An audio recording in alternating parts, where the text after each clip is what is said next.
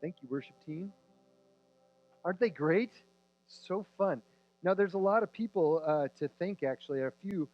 Denise has been the one filling the slides that you've been able to see the words, and Tyler's been doing our sound mixing. Hopefully, that's continues to improve as we learn how to do this. And Dave Douglas has worked just tirelessly in terms of setting up our camera equipment. We're so thankful.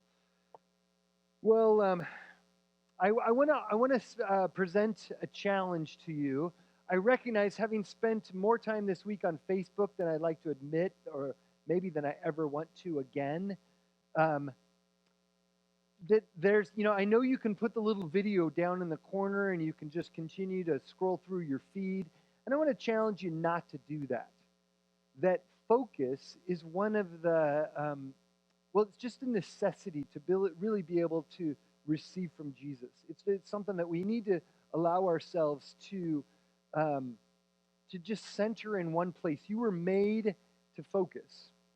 And even though Facebook wants to do everything it can to keep you looking at their ads and doing their stuff, the reality of this time, this moment, is to take just zone in on what God might be saying to you right here, right now. Now, when I was writing this sermon, when I was putting it together this week, I was thinking about the moment that we're in, and then sometime, I don't know, yesterday, I began to get sick of the moment we're in. I'm like, I am tired of the word COVID-19. I am tired of the word quarantine. I am tired of. I'm sick of it. I'm done with it already. And I imagine some of you out there might be feeling the same, right? Like, done, let's stop. But the reality is, we don't get to just stop. You can say done all you want, you're still not done. It's out of our control, and some of that doneness is feeling like, I'm tired of having things out of my control. I'd like to be back into control again. And it's like, well, sorry, we just don't get what we want all the time. And there's so much in our modern society that allows us to control things, and we are reminded afresh how we can't control things. I mean, it's funny. It turns out when America is insecure, we buy toilet paper. Who knew? I didn't know that. It's just one of those things we do, I guess. But, we are in what the Greeks would call a Kairos moment. So chronos is time. That's like 11 o'clock, 12 o'clock, 1 o'clock. I mean, time, chronos marches on. But chronos is this idea that we're in a moment. We're in a special moment. So, I mean, this isn't unfamiliar to us. Remember the weeks, the days, the hours, the weeks right after 9/11? That was a special time. I mean, people who were around for it everybody remembers it. It like etched on their memory. Obviously, I wasn't around for Pearl Harbor, but another Kairos moment, right? I imagine the whole year 1968 was a Kairos moment. There was just so much going on that was shaping the direction of our society. Or World War II. There were huge things, forces at work in our world that were shaping us. And the reality is, of this moment, it's unlike any of those other ones. It's in some ways more personal. At least here in America. I'm sure in Europe during World War II, it was intensely personal. And if you were a soldier, then it became personal. But for us, all across America, this has become personal. It's in our personal lives. And how you deal with this really, really matters. Hugely significant. I mean, it's one of those, want to jump. I'm not overstating this. I'm not a preacher on a harangue. How we deal with this moment. I mean, it's one of those moments that is global. It's national. I mean, clearly our leaders have been working overtime trying to figure out how to deal with the moment in terms of the economics and in terms of leadership for how we handle things. But it's also a moment for us personally. How you choose to deal with this, what you choose to do with your time, what you choose to do with the way your thought patterns, it really matters. I mean, I was looking through the paper I happen to get on my email, I get the Spokesman Review. So on the cover of the Spokesman Review had two very interesting things. One, the governor of Washington State is deciding that marijuana is it's an essential business, right? I mean, my jaw dropped. An essential business for helping people cope with this moment. In across the border in Coeur d'Alene, there's a gun shop that is an essential business. It's got to be open. Who knew? I mean, but it reflects some of the ways that how we deal with this moment, right? I mean, let's face it, Facebook, Netflix, the use of the streaming devices that we're using even at this moment have become huge crutches that we lean on. So, I mean, before I get too high and mighty about looking down at the marijuana dispensaries, the reality is we are all looking for crutches to lean on. And I'm struck by, there was a time when people of faith were seen as a crutch, leaning on God. The reality is our whole world is looking for crutches to lean on. Where are you going to turn in this time? And how we deal with that really matters. It really matters. That, Nietzsche said, what doesn't kill you makes you stronger. And I just have to say that it's just not true. The reality is you can choose during this time to lean on things that will actually make you more fragile. They'll actually make you more insecure. You don't have to grow from this. You could actually shrink. I mean, if you've ever had just the pain, the sorrow of watching somebody descend into addiction, you know that hard things don't have to grow you. They actually can make you less able to cope, more fragile, more easily tipped over. On the other hand, you can stretch, you can grow, you can develop. Like, God is intensely interested in seeing us become fully human, fully alive. I mean, the story of the gospel is about Jesus making a way for us to become fully alive. That we can shed, maybe not at this very moment, not until eternity, but we are on a journey, we're on a path as we follow him, as we put our faith in him, to grow and be transformed. So I want to back up for a second and just say, Christianity, I recognize that as we're on Facebook, as we're streaming, the assumptions about who's watching have shifted a little bit. And I just want to back up and say, in Christianity, our starting point for how we deal with this moment is that God is at work. That he who made the very universe that we live in is engaged with us. In Proverbs, it says, by wisdom the Lord laid the earth's foundations. By understanding, he set the heavens in place. In other words, God gave us, he sowed into the universe itself a good way, a wise way that we can tap into. We can follow his ways, and that's the path that will allow us to grow, that will allow us to engage a world that is fragile, and a world that where when the trucks stop rolling, everything gets very, very insecure very quickly. That the God who made the universe has sown in it wisdom in a way that it will allow us to grow and expand, to become people who are tapped into him, rather than tapped just into our own strength or our own ability to create security. Now I recognize that not all of us even start with the assumption of God. Now, though I will say, I've been reading this book recently, and it talks about how most people, except for the really fundamentalist atheist, the atheist who's really concluded, most of us are haunted in some way or another by faith, by this idea there must be more. And if you're wrestling with faith, I also recognize that we live in a world that it's hard to have faith. And if you struggle with that, I just want to say you're not alone. That's a totally normal thing. And you don't have to have faith to go to church. You don't have to, you can find yourself on a journey going, I'm not even sure. And I just want to give you permission to seek, to look. That one of the prophets long ago said this. He said, you will seek me and you will find me when you seek me with all your heart. So the invitation is that God, the God who built the universe, the God who wove it in, whether you believe it or not, whether you can hold on to that or not, that his invitation is seek, look, open up your eyes. If you really want to know me, I can be found. Now, just a little side note. There's a lot. I recognize that science presents itself, or at least the humanistic version presents itself as sort of this closed box, that all there is in the universe.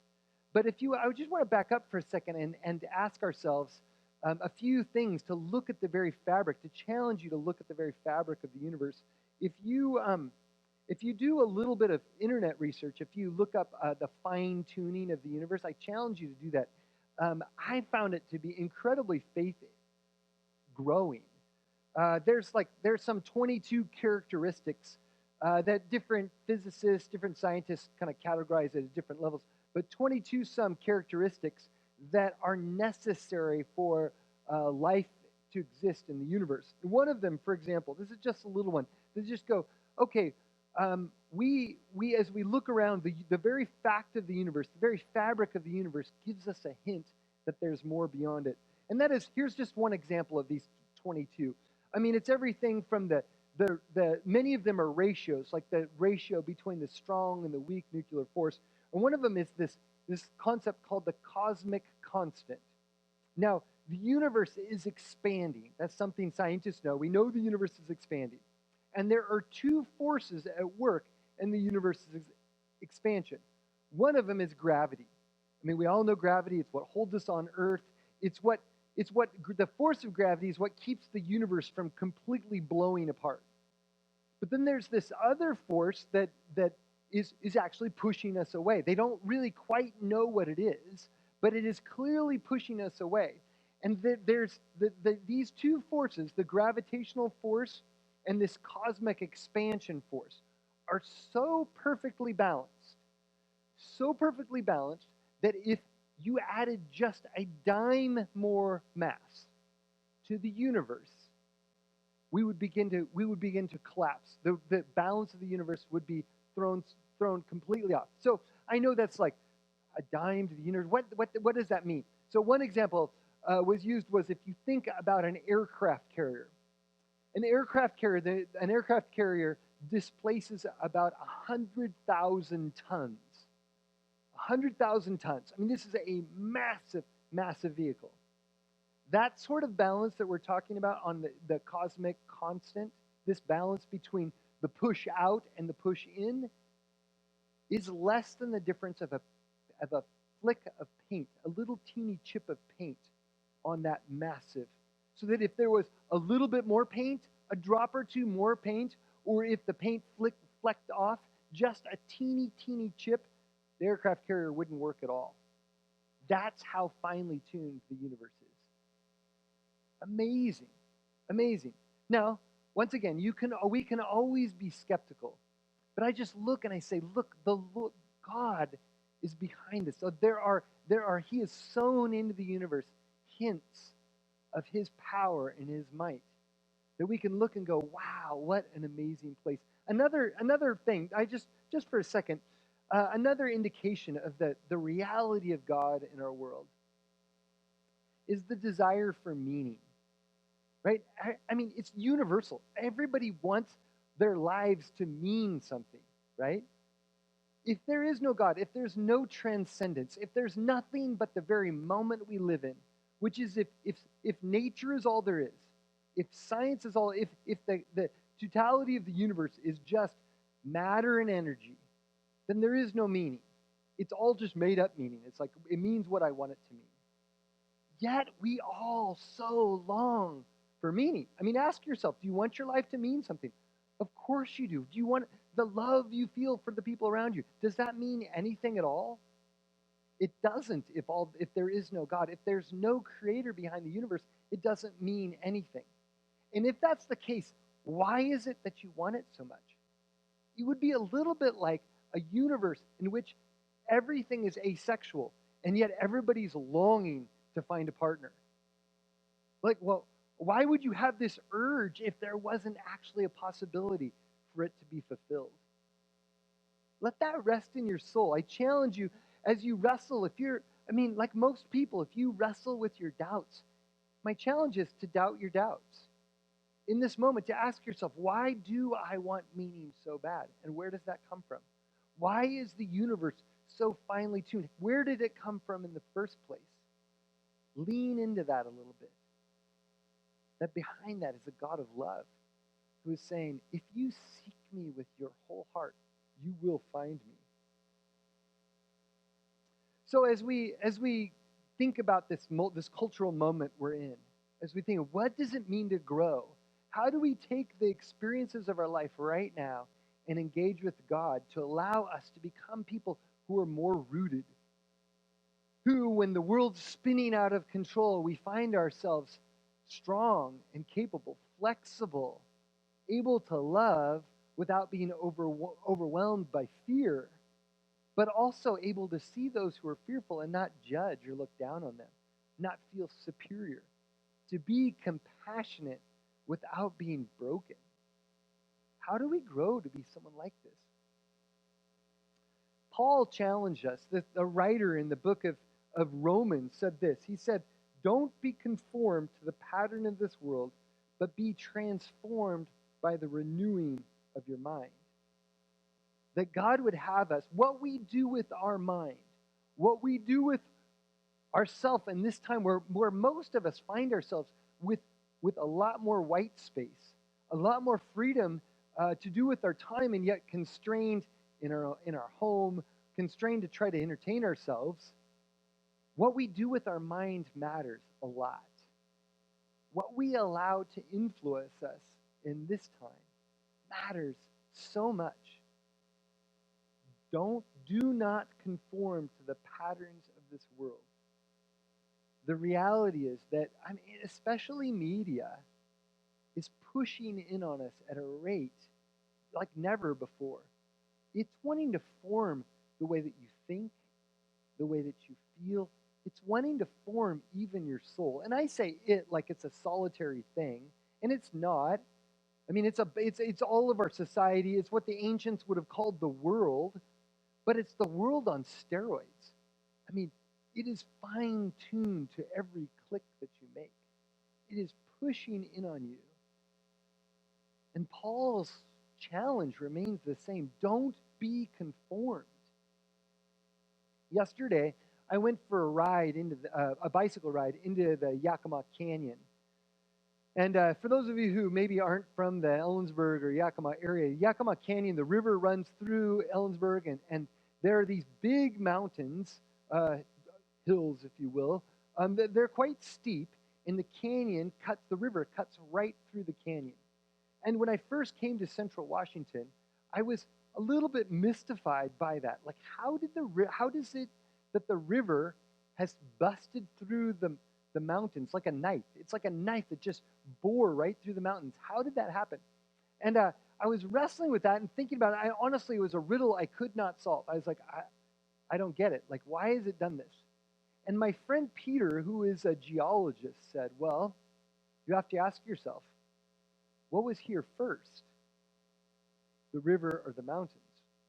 And yesterday, I was reminded of that when I was riding down the canyon. There's a little monument to the fact that the river existed before what's called the Cascade Folds, before the folds started to hit, that raised so the land gets pressure and it slowly begins to rise, and the river just keeps cutting and cutting. Even though water is so soft and smooth, it's not abrasive at all, or almost not abrasive. Yet, over time, it cuts and it cuts and it cuts through the mountain. It is conforming the mountain to itself, rather than the mountain conforming the river. Even though the river is just drop, drop, drop. It's just a series of drops, right? It's a bunch of raindrops focused on one place, cutting its way through the river. there are many influences in our world that want to conform you, that want to cut into your mind and influence the way that you think, the way that you see the world, who you become, how your soul is formed. Paul is inviting us, challenging us to not be conformed, but to be transformed, to allow your mind to be formed by God, to allow hope and love flowing from the most powerful and mighty river of all, God himself, to shape who you are, to shape how you see the world, to shape what goes on and the filter that you use when you walk into the grocery store and the aisle has been cleared out. When you watch the little ticker go up for the number of deaths that have come. When you find yourself frustrated and just done with it all, where will you turn? To allow God himself to be the river that is shaping who you become. I mean, it is striking that a substance that was just a couple years ago illegal has now in our society become a necessary substance, a necessary business. Might that be some indication of the depravity of soul that's happening in our society? That we need to lean on a chemical to prop us up? I really believe God is inviting us. He's challenging us. He's giving us opportunity to pause. And I noticed this week that as I would pause, I actually had a moment where throughout the week I was wondering if I was becoming depressed. I'm like, man, it is really hard to stay focused. It is really hard to work hard. And I mean, I love being a pastor. I went through, frankly, a couple decades finding my way to this calling. And God was faithfully leading me and convincing me that this is really what I was made to do. And just letting me run to come to the place where I'm really convinced this is what I was made to do. But this week, I found myself going, man, I'm just not into it right now. Maybe my calling's left. Maybe I'm not into this. Just struggling. And then at the end of the week, I connected. I connected with Dave as we came here to set up for church. And then I was able to connect with my friend Jesus, and my heart woke up to the reality of what's been going on is I've been lonely. I love people. I love you guys. I mean, I'm not just being all squishy, lovey-dovey, or somehow manipulative. The reality is, when I'm disconnected from the people I love, I get sad. And it hangs out in my heart, but I don't always know it. I have to actually pause. And so one of the things, as we allow God to form our soul, it requires that we stop. You have to engage with yourself. You have to be in yourself. And most of what the influences around us are pushing us outside of ourselves to check out. I mean, I heard somebody say this week, oh man, I can endure anything with enough Netflix. I can just binge and binge and binge. Well, yeah, you can, but the reality is it pulls you out of yourself. And meanwhile, your very heart becomes more fragile. I mean, ask yourself, are you becoming more stable or less stable? Are you more easily frustrated? Do you quit easier? Or do you have more resilience and drive? That God is inviting you to be in you. And in you is where he meets you. That those of us who have chosen to allow Jesus into our life, that the spark of God, the very Spirit of God is inside of us. So it's in that pausing, it's in that meditating, it's in allowing ourselves to be transformed by his word, by his Spirit, by his life, by his body, by his work inside of us. That's where we come to know him. That's where we draw on the life of God. So how do we do this? I want to invite us to pause just a little bit. If you're alone, I invite you to stop, put your feet on the ground, put your hands on your feet. We're going to look at a little bit of scripture. We're not, Even more than look at it, we're going to meditate on it. I'm going to just lead us in a short meditation in God's Word. It's from Psalm 93. It's one of my favorite Psalms. I'm going to just read through it. You can close your eyes. I do. I challenge you to get yourself comfortable, close your eyes, and listen to this Psalm. Psalm 93. It's only 5 verses. We're going to go through it a couple times. The Lord reigns. He's robed in majesty. The Lord is robed in majesty and armed with strength. Indeed, the world is established firm and secure. Your throne was established long ago. You are from all eternity. The seas have lifted up, Lord. The seas have lifted up their voice. The seas have lifted up their pounding waves. Mightier than the thunder of the great waters, mightier than the breakers of the sea. The Lord on high is mighty. Your statutes, Lord, stand firm. Holiness adorns your house for endless days. Okay, we've read through that scripture once, and if you're like me, one time through scripture you go, okay. We're going to go through it again. I'm going to give some comments to draw our attention to some things, but it's really common to, in first round, when it comes to meditation or when it comes to centering ourselves on a thought, it's in the repetition. It's in the allowing us to soak in it.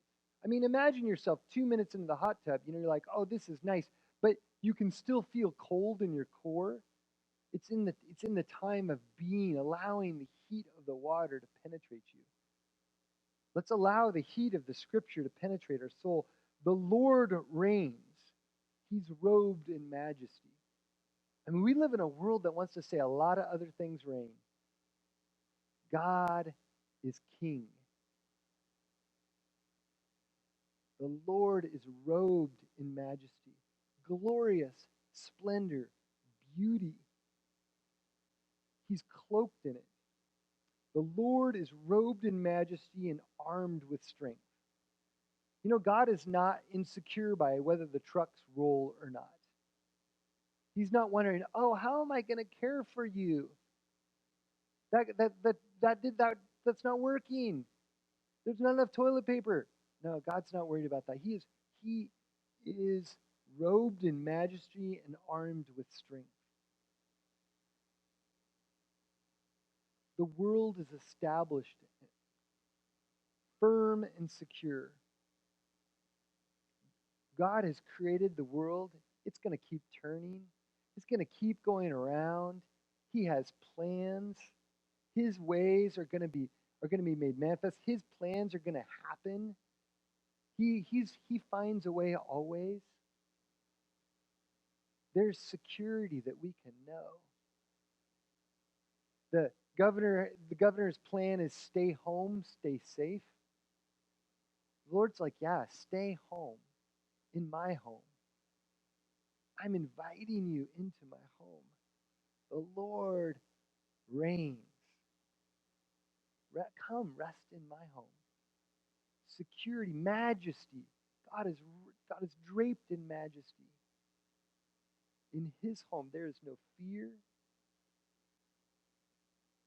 The seas have lifted up, Lord. Now, the ancient Israelites, the seas were scary. These are not ocean-going people. The seas represent chaos. And if you've ever been out on a boat in a big body of water and a storm comes up, you know what we're talking about. Man, up and down and up and down. It is frightening. And they got to say, well, this is life on earth. This is what all our leaders are dealing with. We're heading into incredible economic storm. If you've seen the graph of unemployment, the unemployment filing, it goes like this. This is like for the last, 30 or 40 years. It's like this, like this, like this.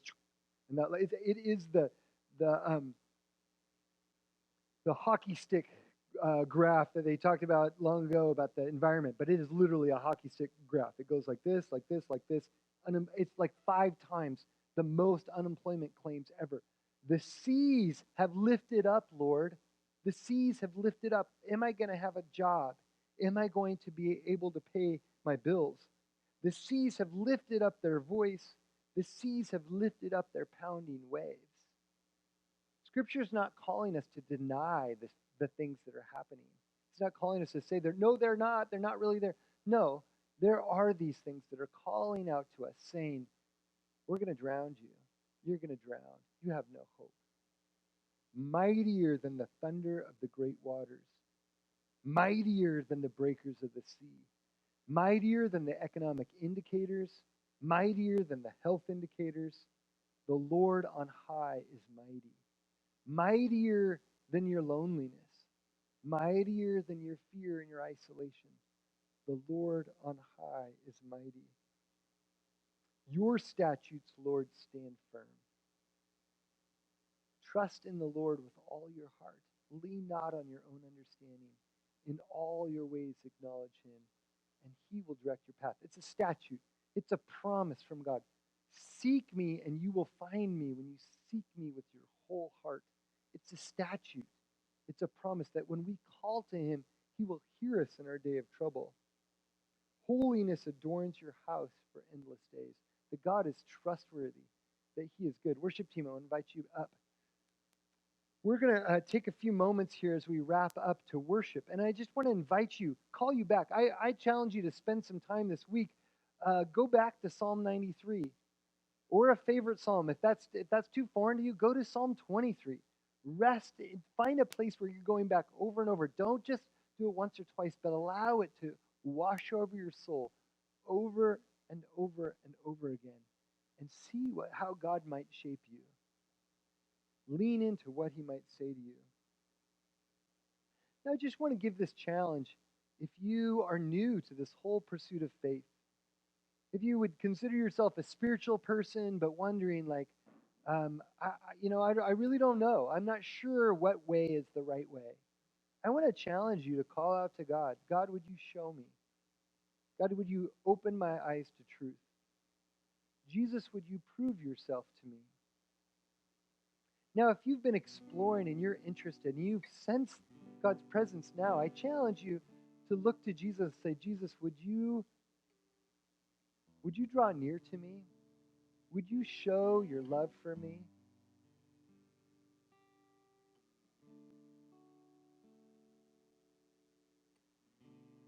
Jesus, I ask that you would penetrate my heart with your love, that you would remove all barriers, all sin, all separation, and show me who you are. Would you come inside of me and light that spark that I so long for?